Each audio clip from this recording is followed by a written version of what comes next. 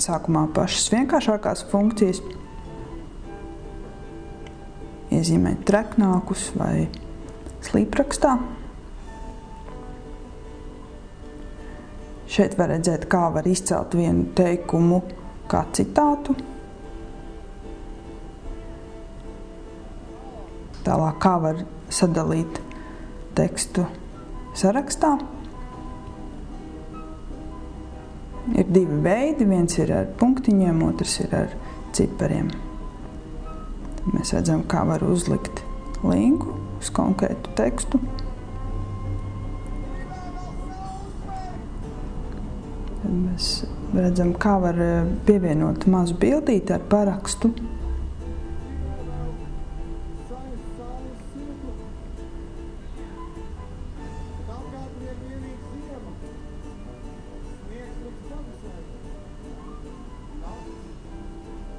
Divi veidi, kā var pievienot bildes. Viens ir pievienojot jau saglabātu failu.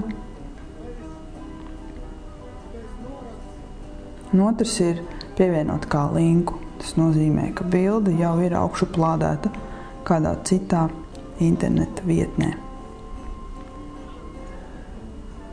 Šis ir veids, kā var pievienot atsauces.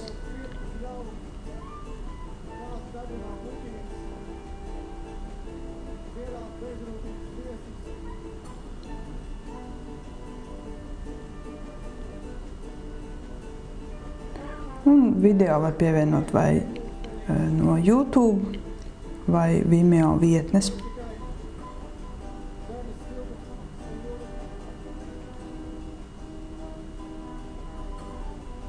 Tāpat arī audio failus vai no SoundCloud vai Forshared. Tāpat ir iespēja pievienot tabulas, galerijas no Flickr un arī dokumentus.